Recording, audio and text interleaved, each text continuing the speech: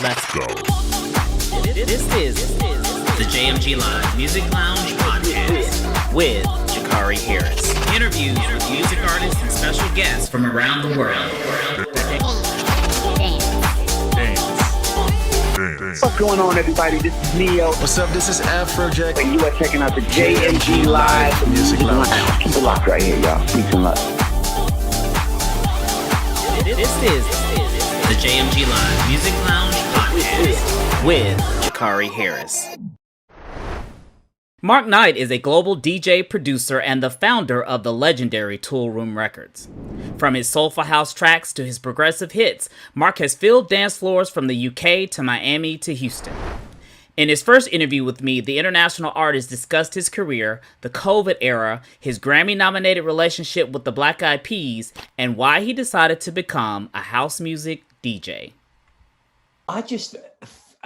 If I'm honest, if you go right back to the very beginning, I never got house music initially. I was a massive fan of hip hop and soul, in the 80s. And initially, when house broke in the early 90s, I didn't get it. It lacked soul for me. It lacked a soul that I couldn't connect with. I really love what 10 City had done in the early days. I thought they were amazing. But I just didn't get it initially. And then I went out and we took ecstasy. And then it was like a light bulb. And I was like, oh my God, this is fucking amazing. It is the honest truth of it. And then, initially you're so wrapped up in the experience, you don't have a completely specific taste on it. But the more you ingrain yourself into the scene, or the more you refine your taste and the more you get, navigate your view on it, your take on it. And I obviously gravitated to soulful house music, what was going on with people like Masters at Work and Tommy Musto and, all of Victor Simonelli and all of those guys in the very early 90s. And I found my place in electronic music. I got it. It felt like an extension of what I was into at the time, which was swing beat. The tempo was just a little bit faster. I got it. I realized, okay, yep, through the medium, unfortunately, of going out and doing ecstasy, I was like, I get this now. I really get it. And I love it. And I just fell in love with it. And I'd always been buying music ever since I could ever remember. Even before DJing was a thing, I would spend all my pocket money and any money I had on buying records and accumulating records and just loving, music, listening to music all the time. And when these two things collided, my passion for music and this opportunity to go within this scene, you can play people the records you love. And I was like, wow, this is great. I love this idea because I love all this music. And, as soon as I got into it and I found it, I was buying music.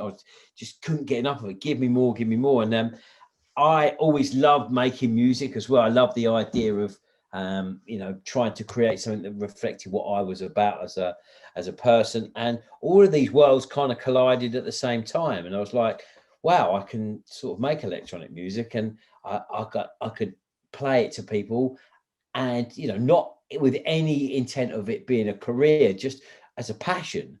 And then as things evolved, and what was so great in that time was that the scene hadn't established. So if you wanted to do something within the scene, you could just take it wherever you wanted to. And I had a vision and I loved this certain thing and I took it there and I never looked back. And it was just like, it was never premeditated in that respect. It just kind of happened through a sort of passion for this music. And then all of a sudden you're like, wow, I can actually have a job doing this and I can DJ every weekend.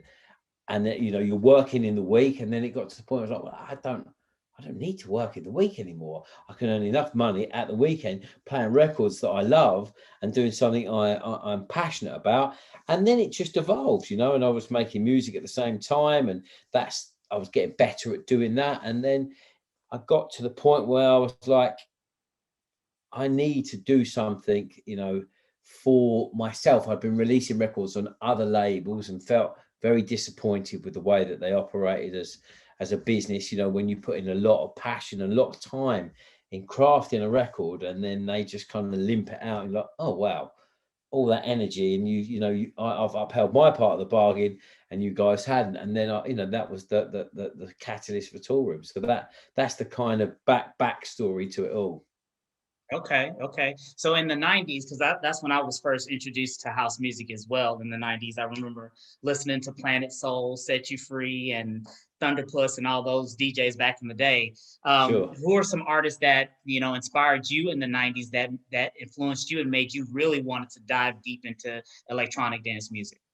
Paul Trouble Anderson here in the UK, Bobby and Steve here in the UK, CJ McIntosh, Masters at Work, Tommy Musto, Tony Humphries, Victor Simonelli, all of those guys. That kind of New York soulful house thing was just like I felt a connection to it. I was like, I get this. It's songs at a tempo that you can dance to, with energy, with moments. I love it, and that's what suckered me in, and I would follow those people every weekend. We'll religiously go to a party called Garage City, and we go to the Ministry of Sound, a night called Ruling, and it was just incredible times. You had this kind of, you were just a punter, and you were just this naive person, just like, let me absorb all this information, and those are the guys that I went to for that. Okay, okay. And Toolroom Records, you started the label in 2003 with your brother. It's been very successful over the years. What do you consider to be your biggest achievement with Toolroom to date? I don't know. I get asked this question a lot, and I really don't dwell on anything, because when you're so focused on where you're going, you don't sort of ever really take stock of what you've done. And I think that's a bit complacent, and it's like, well, we haven't achieved all the things we want to achieve yet. Let me get to that point and then ask me, but I'm still, I'm still uber passionate. I'm still uber enthusiastic. I'm still uber driven to be, to take this as far as we possibly can. And we haven't started yet. We're just getting going, and I don't know. I think maybe being nearly 18 years old is an achievement in its own right, to be consistent, and ride through all manner of issues we've had within music, and crises, and going from analog to digital, and all of that thing, to have a buoyant business and a vision of where we want to be, and still be here and still be at the top of our game. I suppose you could say that, but I don't like to pull things out in isolation, because I don't think when I finish and I call it a day, then maybe ask me, and I'm like, okay, out of that whole journey, I like those things. But right now, I'm more worried about tomorrow than I am yesterday. Absolutely. Now, All for Love is your latest single that's out. Everybody's talking about it. There's a huge buzz. I first heard the single, Mark, about 2 weeks ago. Okay. And I was drawn to the song by everything that you have previously mentioned: the soulful house, the vocals, the saxophone. I mean, it just adds this whole sexy vibe to the whole song. What was it about Tasty Lopez that made you want to work with her and have her as the vocalist for the song? Well, actually, the song was written by a girl called Andrea Triana, who is working in a project with a defector called The Vision. Okay. And she's just amazing. Basically, we set up a writing camp last year, and I wanted to do this track with Andrea, and she, unfortunately, one of her friends passed away, and so she couldn't make the session. And I was like, oh, that's a real shame. So we did the writing camp week, and then we hit each other up a few months afterwards. I was like, I hope everything's okay. That I'd still love to work with you. And she's like, oh, unfortunately, in this time, I've got a deal, and it excludes me featuring on other records. I was like, I really wanted to work. So I asked her. She said, look, I'll write the song for you, and I'll put it down. I'll put a scratch down, and then you can get someone to revocal it. And that was very, very hard. And Tasty's a girl I worked, her name's Laura, actually, worked with her before, many other things. She's incredible at mimicking other people's voices. And she has a bunch of pseudonyms where she does that. She does a lot of sample recreation. She'll like someone will copy it, or copy another artist, and she'll recreate their voice. Her voice is so versatile, and she's got real depth and real soul in her voice. But yeah, I was like, look, come on, could you redo this? Have you, is this? I knew it was in her range. I know she could. I know she had the ability to do it, and she was like, yeah, I'd love to do it. I love the song. Let's do it. So, I mean, credit really lies in this one with Andrea. In all fairness, she wrote a great song, and her voice is just, I don't know, man. It's, you can't put a finger on soul. Someone where it just comes from somewhere inside. You got it, that it's hard to describe the difference when someone's really got that thing, and she has really got that thing. And she's a great writer as well. So we're actually working on the follow-up now. Unfortunately, she can't sing on again, but she's going to write the top line. So it then presupposes me the problem trying to find someone as good. But I love the challenge. So that kind of leads me to my next question, which is the other single of yours that I've been listening to all year long, Something About You. Now, okay. It's different to me from from All for Love, because All for Love is it's melodic, it's sexy, it's soulful. Something About You has that energy. It has that club energy. Yeah. And I just been listening. I mean, let me tell you, when I've been wearing that song out. I listen to it when I'm working out. I'm listening to it in my car. I mean, I just love the beat. What made you decide to go back to 1994 and pull this Mr. Roar record and say, you know what, I'm going to remix this, give it my own twist, and then create your own hit based off that song? Because, right, it's a funny story. That it was one of these records where I started going out, I used to hear, and it wasn't a soulful house record. It was a house record, but it had undertones. Anything I do, whether it's almost like a techno record or a soulful or a kind of more down tempo, it's all got to have some connection with soul, and you can feel it in that in a way that you either you could just feel it. And I loved it. I absolutely loved it at the time, and it was a classic of the time, and I just forgot about it. And then randomly, fast forward about 20 years, 10 12 years later, one of the first labels I signed music to were these two guys called Alan and Graham.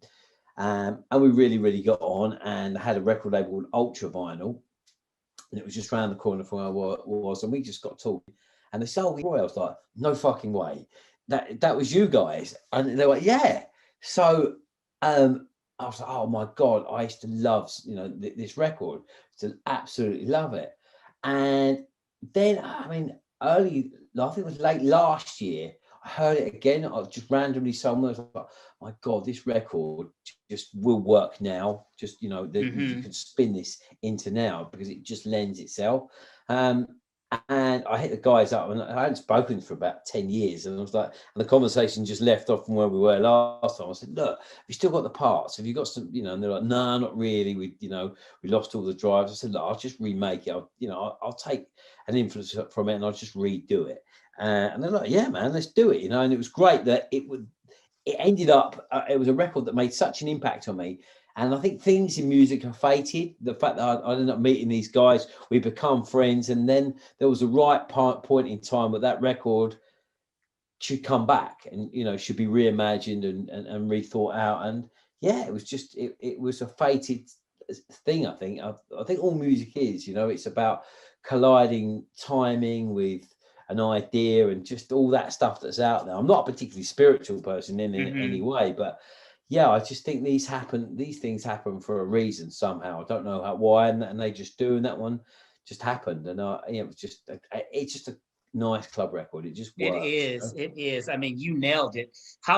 This came out in 2018, right? Do you know, I don't even know. I make so much music. I haven't got. Was it 28? Yeah, I think you released it last in 28, or it might have been 2019, 2018, 2019.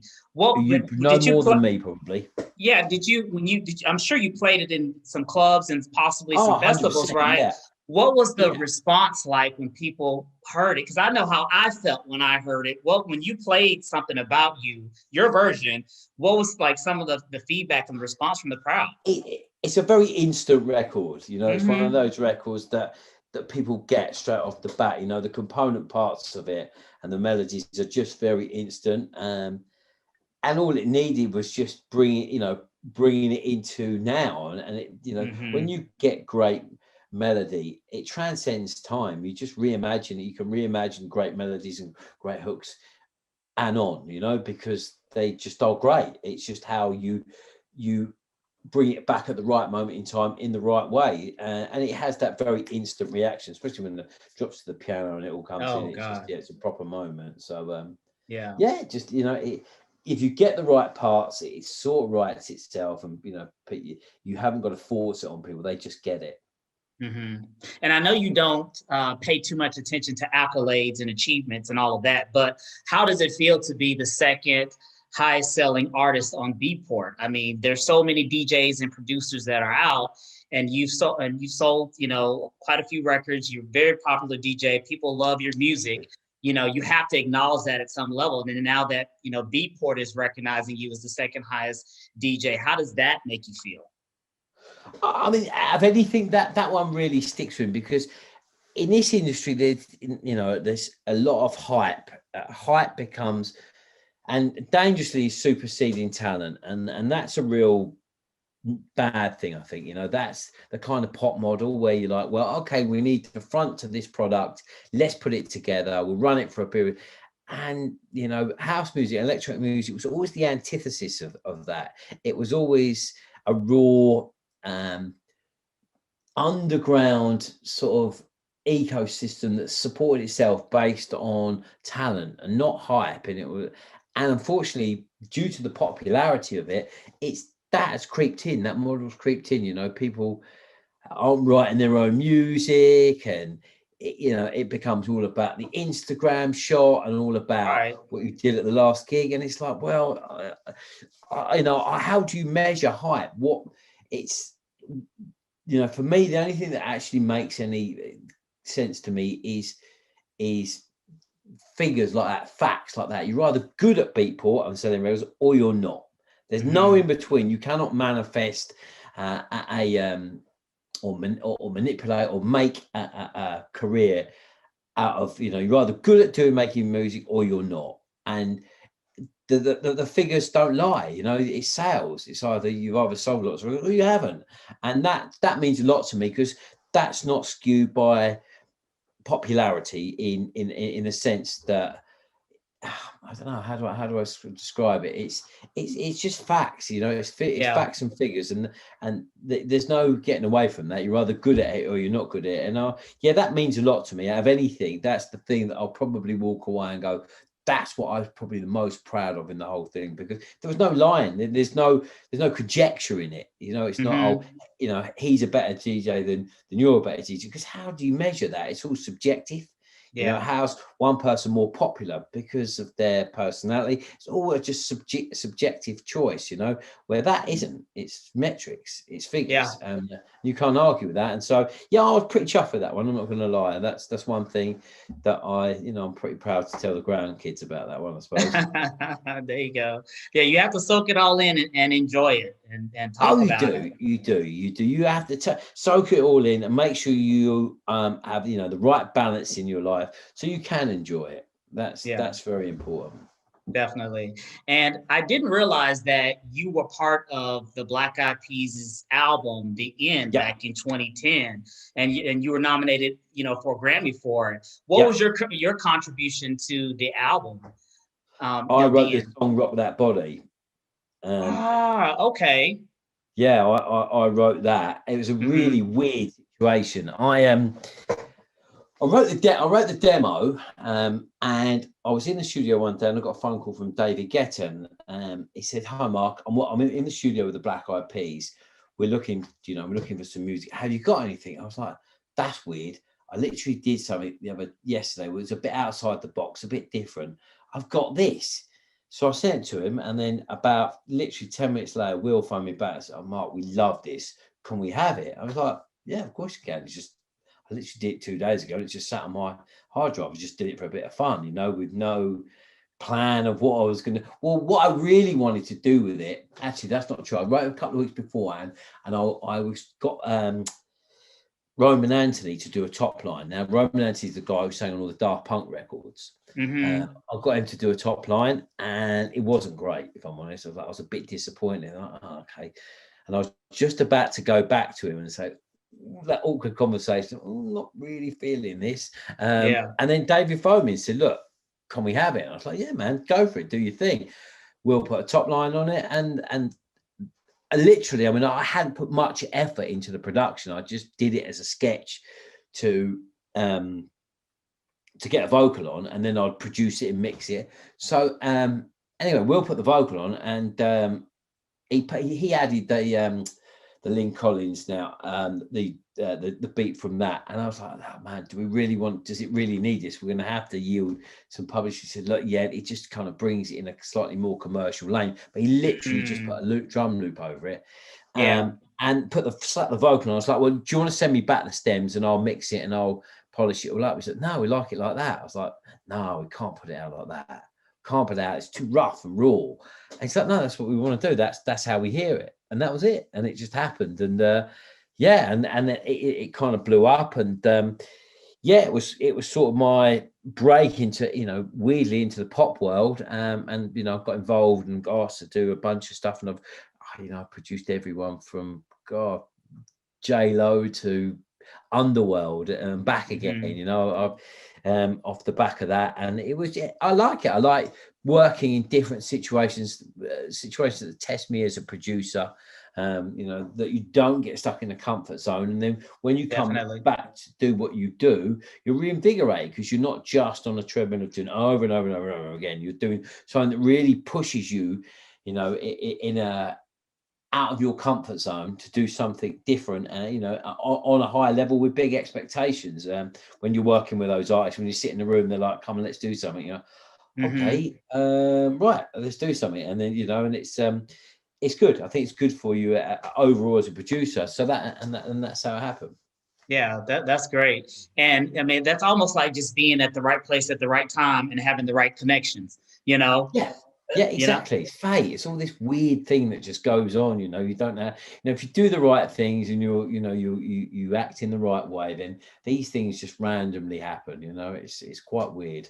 And over the past couple of years, the Black Eyed Peas, they kind of took a little bit of a break, but over this past year, they've been picking up steam. They released the single Ritmo with J Balvin earlier this year, and now last week they just released the latest single with Shakira, "A Girl Like Me." Have you been keeping up with their latest singles and their music? I haven't. No, I haven't. If I'm honest, I used to really like the Black Eyed Peas back in the day, early.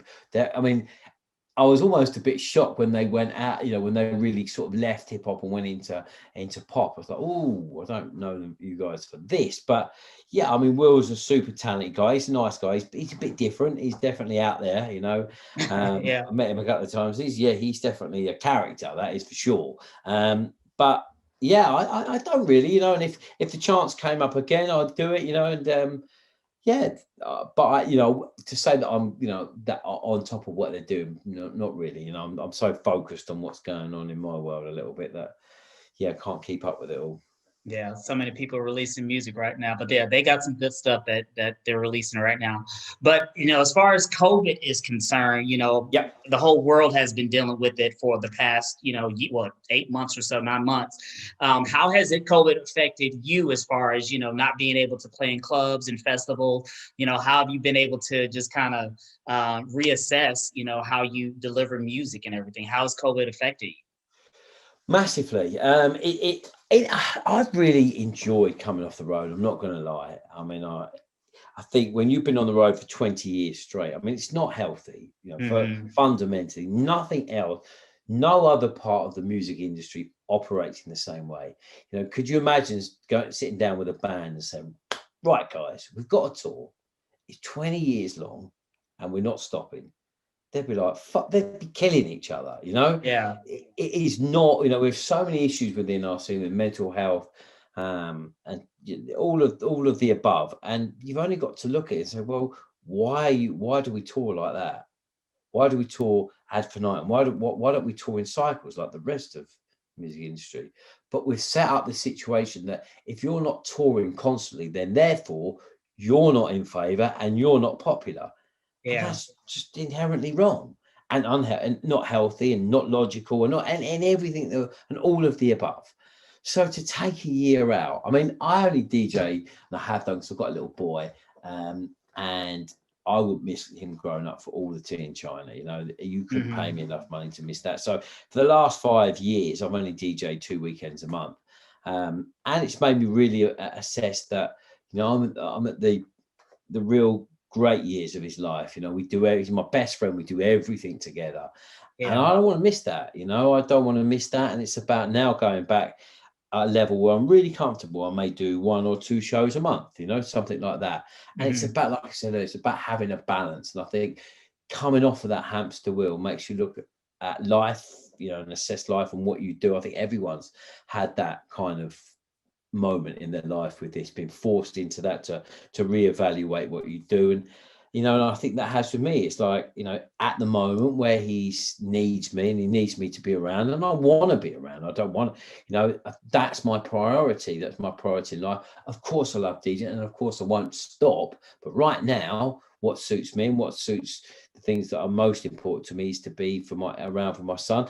And you know, that means I can be in the studio all the time and running the label and being involved in all of that, and you know, have more balance. You know, I do all the things that I love at the right amount, you know, because the problem with this industry, it's so draining. It's so, like anything, if you want to get to the top of what you do, you end up becoming such a narrow person because you're so focused, you forget the rest of the life, and the rest of life is fucking great, but you get so caught up in this tunnel vision of what you do. You know, sometimes you need a break of that to say, whoa, you really don't need to do that all the time. You can do bits of it, and you know, and enjoy playing sport and being with the kids, and do all of that and the right amount, and then you really have won. So it's been an epiphany in that respect. No, I mean, I suppose not completely. I think it's just reaffirmed and expedite what I wanted to do in my own career, instead of taking 4 or 5 years to get to that point and down to 1 weekend. I'll probably go back next year and just do that, you know, because that I want to go back out on the road and feel that I enjoy it, because it doesn't matter if you're doing all the best gigs in the world, you do them every week. By the end, you're like, I've had enough. This is too much. You know, it's not healthy, and it's totally unrealistic to the real world. It's not right. So yeah, I think it's made me reevaluate that, and I'm enjoying it. I'm enjoying having weekends. I'm very lucky that obviously the label and the success of it means that I don't have to tour. You know, the pressure's not on financially for me to tour. The record labels had the best year it's ever had. It's made us reevaluate music and the processes of releasing music, because we've had the headspace to do it. You know, we're not under the pressure of trying to be cool. You know, because this industry orientates around that. When we talk about that, we can just focus on the things that make us money and what we are actually about, and that's releasing good music and doing that and delivering it well, because we're not sidetracked with all the other things that go on in the industry that historically you've had to do. We've just refocused all our energies on really refining the process of what we do and readjusting it based on what the circumstances are. Because like you said, we talked about 2 records. One was Mr. Roy, and that was something that worked in that time when clubs are happening, and you know, it's the right energy level and the right record to suit that environment. Where if you're at home, you know, that you might feel that a record like All for Love's a better way to ingest the music you love. It feels more relative to the situation. And we said at the beginning of the year, pre-COVID, that, you know, we wanted to, spearheaded by myself, kind of get back to writing records with more depth, that are more accomplished, you know, that are what we call evergreens, you know, and not just a series of great club records that work for that 3 months and then you've got another one. It's about building a catalogue of records that stand the test of time. Because put it this way, if we were to fast forward to 5 years, in 5 years' time, and you look back and said, what are the records you'd make bootlegs of? What are the records of now? What are the ones that really stick their head above the parapet and go, this is synonymous from this era? And there's not enough of them. There's just not enough of those great songs that, you know, I grew up listening to you. I'd go into a club and hear one song after another song, not an instrumental soundscape for 8 hours that all sort of effectively makes sense as one thing. There were all these songs one after another, and that's why you've got every time people go back to the past, the same way as I did with Mr. Roy, because people took more time with their craft, focused more on melody and hooks, and we've forgotten that. We're like, well, I need to write a song to talk about something on my socials to get a gig. So I'll just bang something out. We all fell foul to that. We all fell foul to that trap, and we were all doing it, myself included, you know, not spending enough time. You take all that away and say, right, let's go back to writing songs. And I've had a whole year to do it. And it works because you've got the time, you've got the headspace, and people like it. They want to hear songs, but you format it in a way that makes sense. And you feel there's a relativity and a connectivity between listening to the experience of listening at home and envisaging that you're in that place, that it joins the dots. And it's about, we've focused on in this time, finding those records that have that, you know, that connection to, you know, like thinking you're in a club and experiencing that music, but you're at home and you're hearing it in a way that's not over facing. It's finding that sweet spot of all of those factors and finding records that fit into the musical parameters of what we do, but you know feel more suited to the current circumstance. And we decided to do that at the beginning of the year, so we'd already put records like that in the release schedule, you know, more songs, and it's the whole situation is kind of played into our hands because we were like, okay, we've taken clubs away now, and this is an easier way to get these records across to people. You know, when's the last time you went in a club and heard a verse? Right. It's been a minute. Yeah, it's been a minute. Oh. So a lot easier to listen to a verse on the radio, and then when you go back to the club, okay, yeah, I remember this. This makes sense. I can get down with this. I can get down with listening to a verse in the club. I don't have to have a snare roll every 16 bars. I can get down with that.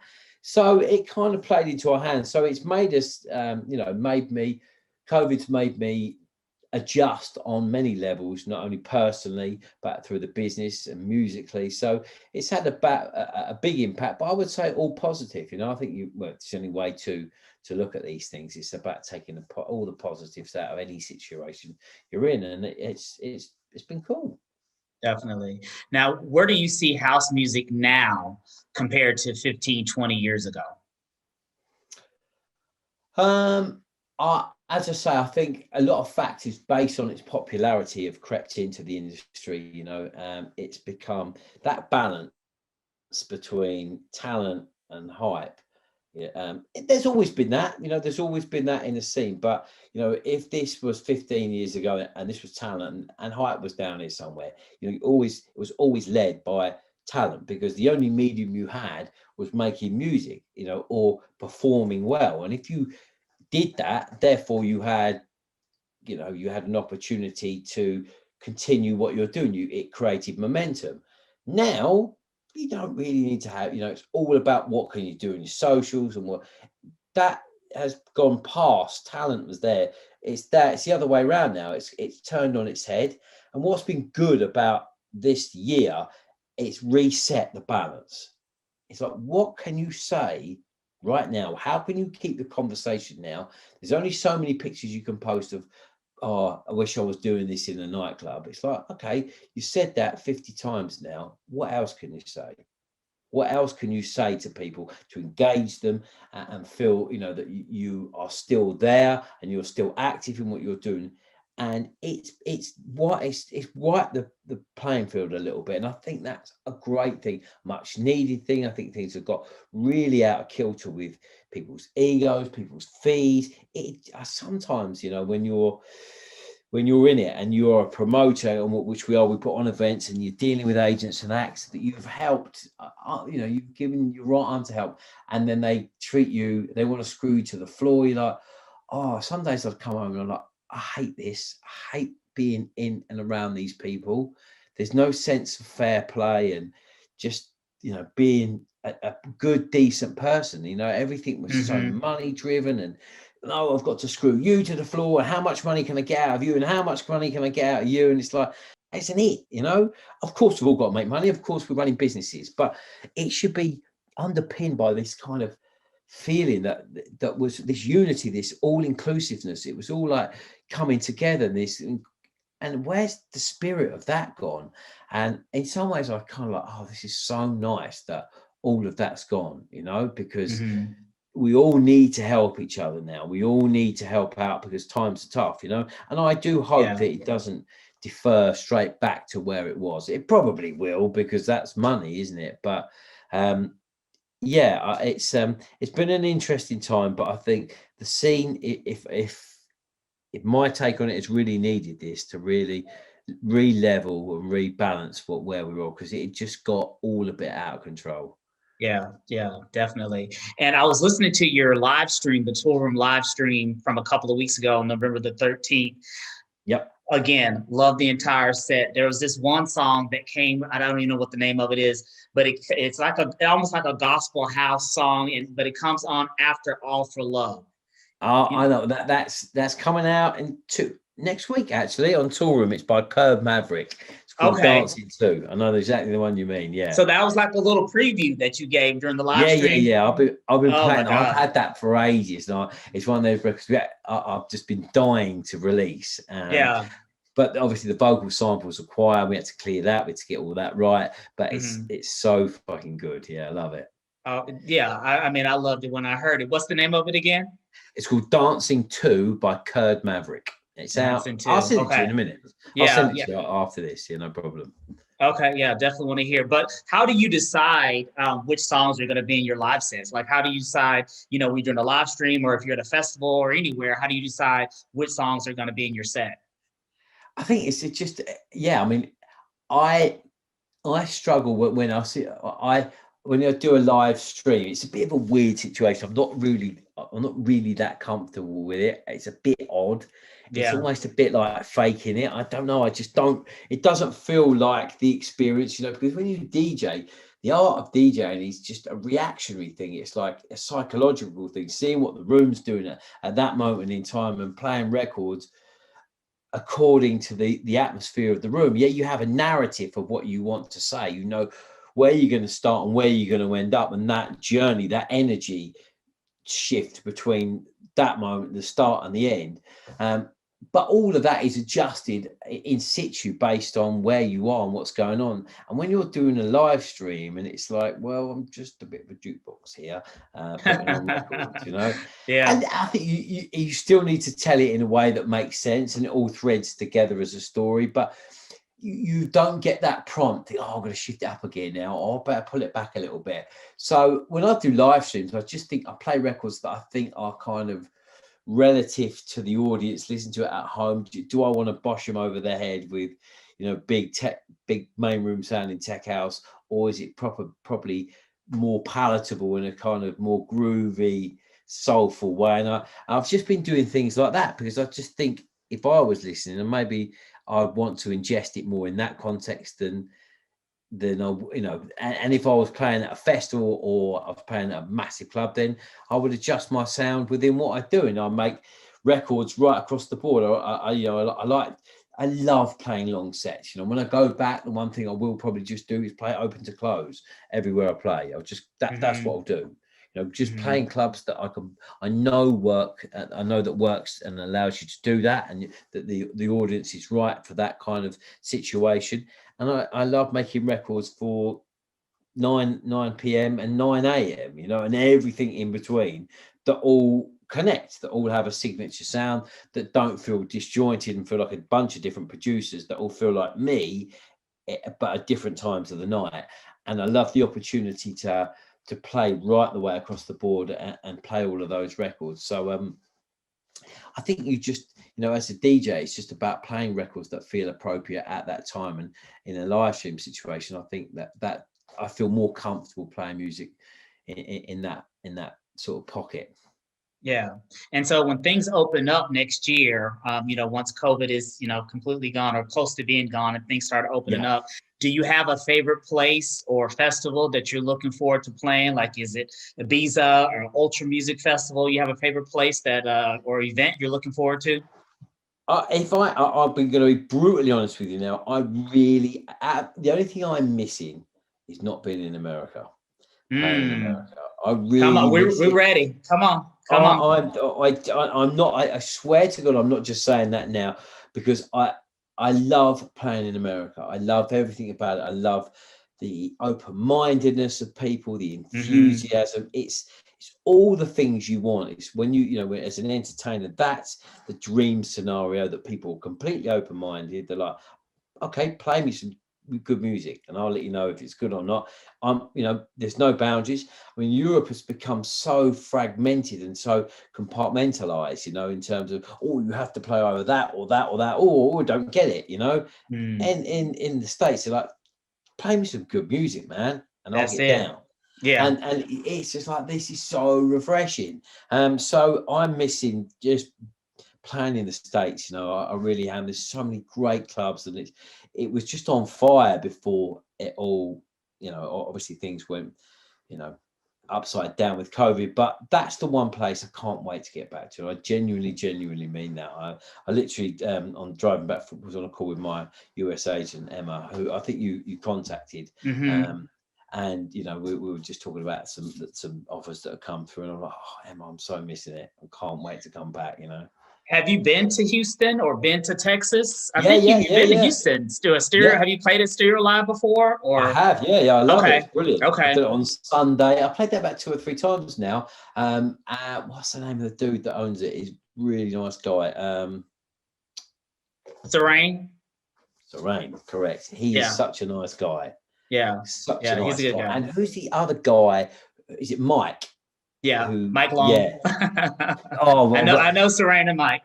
Oh, they're such nice guys. I mean, last time I ended up back around their house at about 7 a.m. We were sitting in Mike's hot tub going, I should probably leave right now and get rid of this beer. But they are such nice guys. So there's just so many great clubs. It would be wrong to just say I miss playing at this club in the US, because they're all great, and I genuinely mean it. There's nowhere else in the world you can say that. There are some good clubs in certain cities in certain countries, but the States is just an incredible place to be right now in terms of electronic music.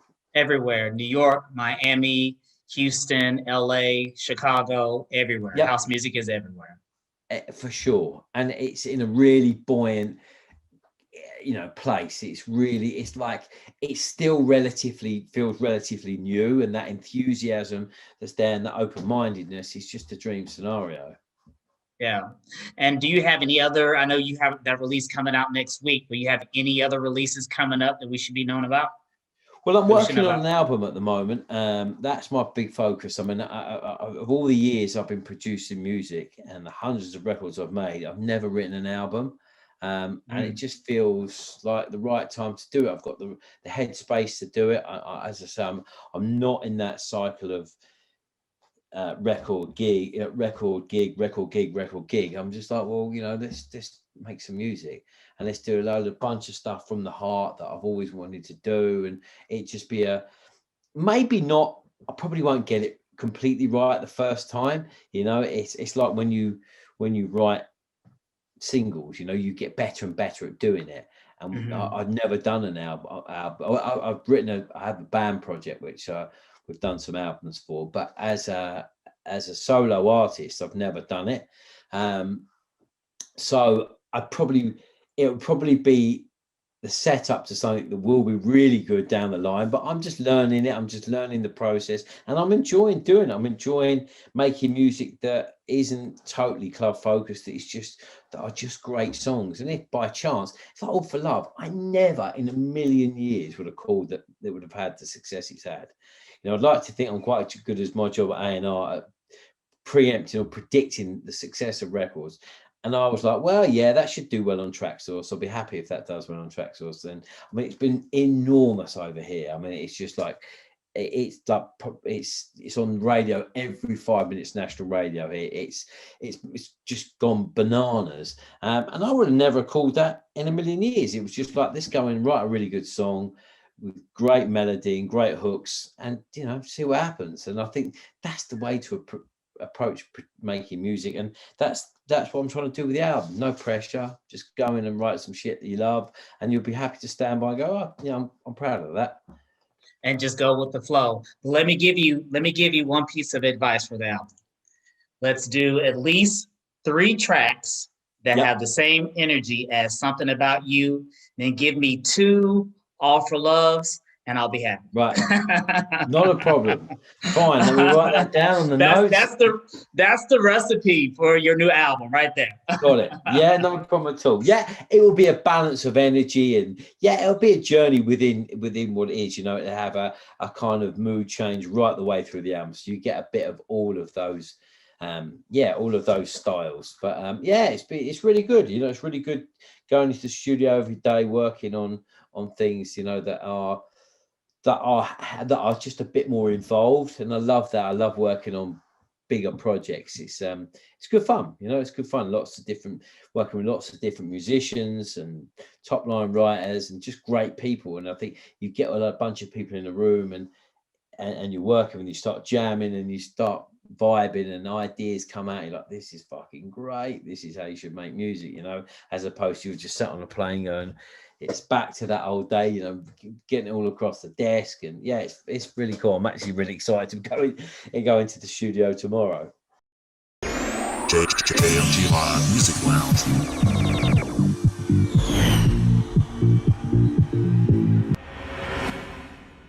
Subscribe to the JMG Live Music Lounge on YouTube and be sure to follow us on social media.